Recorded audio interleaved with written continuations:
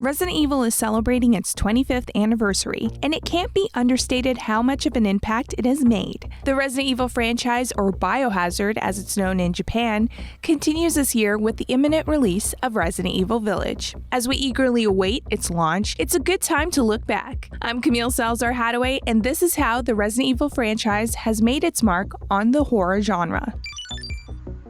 Since 1996, Capcom's survival horror franchise has become a commercial success, influencing horror and has expanded outside of video games. Resident Evil fans have been inundated with films, comics, and novels. Putting a spin on the zombie apocalypse tropes, Capcom revolutionized the survival horror genre within gaming, all thanks to lead creators Shinji Mikami and Tokuro Fujiwara. Resident Evil has undeniably influenced the video game industry. Over the course of the last 25 years, we've seen franchises take inspiration from the series, including Silent Hill, Dead Space, and The Evil Within. As we examine how the series impacted the industry, it's important to recognize how Resident Evil got to where it is today. The development of Resident Evil first began in 1993, at a time when Capcom was known for its development of 2D games like Street Fighter and Mega Man. Capcom's Mikami, Fujiwara, and their team set out to develop a new IP centralized in the horror genre that incorporated 3D models. Released on March 22, 1996 for the PlayStation, Resident Evil became a critical success from the jump. The game ended up selling an estimated 2.75 million copies. Capcom also began coining the term survival horror upon the game's release. Starting the game, players were introduced to the series protagonists Chris Redfield and Jill Valentine. Series baddie Albert Wesker and the nefarious Umbrella Corporation were also first introduced. Resident Evil set the stage for the T-Virus as the STARS team investigated the now iconic Spencer Mansion. The bulk of Resident Evil saw players investigate the mansion in search of Bravo Team, who had since disappeared while investigating a series of murders. Resident Evil was a drawn-out experience, allowing the atmosphere to bring out the tension. Players would complete puzzles to progress through the area, all while fighting mutated dogs, zombies, and even a shark. To replicate a more realistic and cinematic feel, Capcom used pre-rendered backgrounds adjacent to the game's 3D models. It also utilized a fixed camera angle system that would shift as players went from room to room. Tensions while playing were high, as players had a finite amount of ammo and health. One wrong move and it was game over.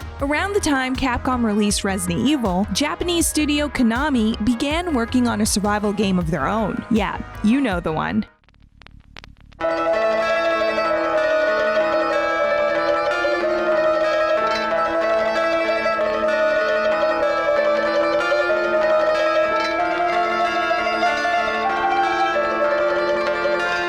Konami's Silent Hill, released in 1999, was the first tentpole title to show clear inspiration from Resident Evil. It replicated the perspective and the haunting atmosphere, terrifying players young and old. It used a similar fixed camera system, though the game used it as a way to frame specific shots and track player movements. It even replicated Resident Evil's focus on puzzles. Silent Hill was met with similar acclaim as Resident Evil. It sold over 2 million copies when it debuted on the PlayStation. That said, Konami was one step behind.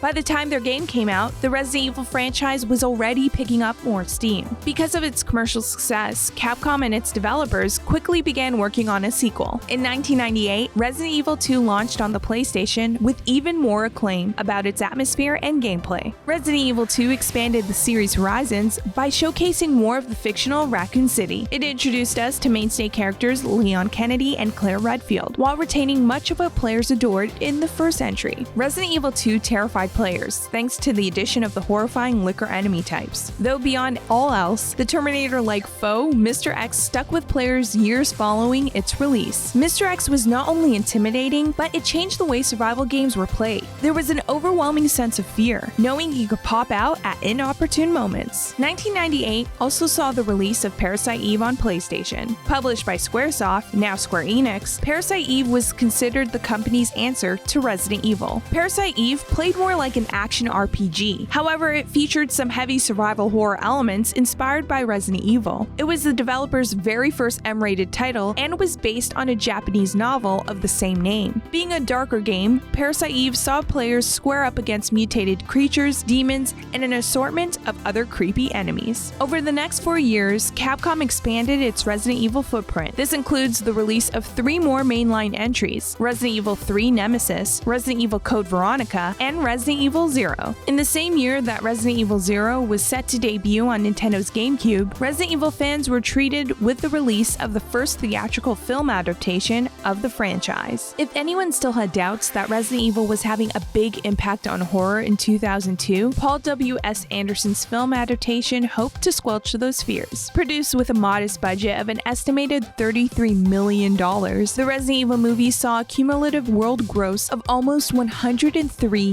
million. The Resident Evil film starring Milla Jovovich was a relatively loose adaptation of the games. We saw usual trappings of the T-virus and infected creatures, plus it featured a mansion and a lab. What more could fans ask for? Truthfully, the films didn't set the world on fire. Although they gained moderate reactions, the Resident Evil films leaned more on the campy and action-packed side of the franchise. However, the film series continued with 5 more sequels over the course of 15 years. In hindsight, the Resident Evil film's greatest success was exposing the franchise to a whole new audience. As the Resident Evil film franchise continued, Capcom was readying itself for its major release of Resident Evil 4 on GameCube. All eyes were on Capcom as the studio promised a big shift in the way the game played. In the lead-up to the release in 2005, Resident Evil 4 became a hotly anticipated game, once again featuring Leon S. Kennedy as a central character. Resident Evil 4 introduced the series' new third-person perspective to the franchise. The over-the-shoulder viewpoint would then live on in the franchise. At the time, the game was praised for its setting, combat, enemies, and more. Over the years, Resident Evil 4 has been ported to many consoles, including more contemporary hardware like the Xbox One and PlayStation 4.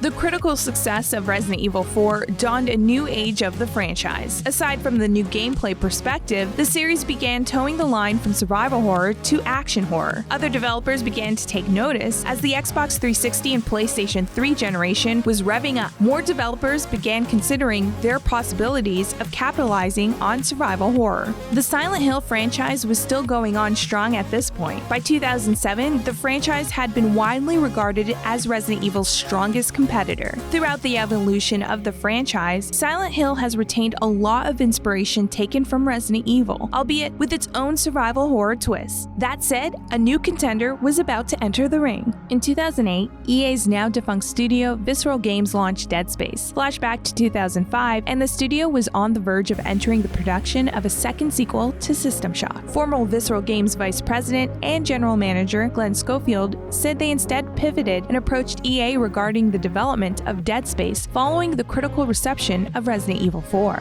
Dead Space incorporated heavy sci-fi elements into the survival horror genre. The game is set in the 26th century and centers on Isaac Clarke, a ship engineer, as he conducts a seemingly routine repair mission on the USG Ishimura space station. In line with the survival horror genre, Dead Space brought heart-racing sequences to players as they ventured down the Ishimura's halls. The necromorphs posed a serious threat to players. Rather than what history has dictated, these undead enemies wouldn't easily be beaten by a single shot to the head. Instead, Isaac must use his plasma cutter and other weapons to dismember enemies by shooting off legs and arms. Dead Space also leveraged Resident Evil's puzzle mechanics. Players would use special abilities such as kinesis to manipulate and move objects in order to progress. It made players think outside of the box and come up with creative solutions throughout. As Dead Space was receiving praise for the authentic survival horror experience it served, Resident Evil was undergoing a dramatic shift. Capcom was on the cusp of following up Resident Evil 4 with the next core entry in the series. Resident Evil 5 heavily leaned into the action genre, shedding much of what the series has built thus far. It continued to use elements featured in Resident Evil 4, like weapon upgrades and QTEs. This time, the game featured Chris Redfield in the starring role. Although the game saw commercial success and fairly positive acclaim, the Resident Evil community took umbrage to the game's heavy use of co-op.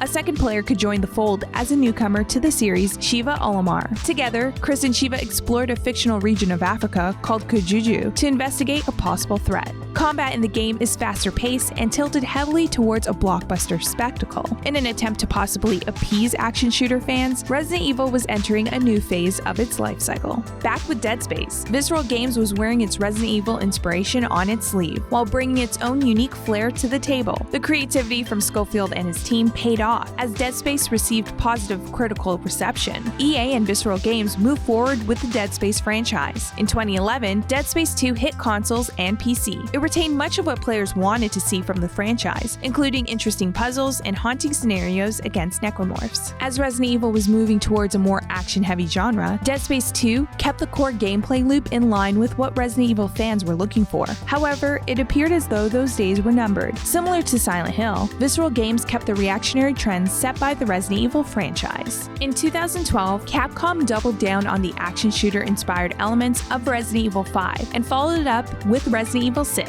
The game brought back series regulars Chris Redfield, Leon S. Kennedy, Ada Wong, and introduced us to Albert Wesker's son, Jake Muller. The game once again featured fast-paced combat and blockbuster sequences through 4 interwoven campaigns. Not only did Resident Evil 6 bring back the co-op elements, but it also expanded the prospect of playing with friends to support up to 4-player co-op. A franchise that once leveraged the feeling of isolation and claustrophobia now pivoted to support cooperative play as a core feature in the franchise. The commercial success of the series continued strong, though as far as diehards were concerned, this was a uniquely different era for Resident Evil. As we've mentioned, Resident Evil has set many trends in horror and has left its impact. With a growing audience and mountainous success, developers quickly react to how Capcom treated the franchise. Although sales from Dead Space 2 weren't necessarily strong, that didn't stop EA from greenlighting a third entry into the series. Dead Space 3 released in 2011 and was a far departure from what players expected to see from the series. Rather than continuing to capture the tense Resident Evil-inspired gameplay, Dead Space 3 dramatically shifted to a core 2-player co-op experience. It continued to follow the adventure of Isaac against the necromorphs, but introduced EarthGov Sergeant John Carver as a playable character in co-op.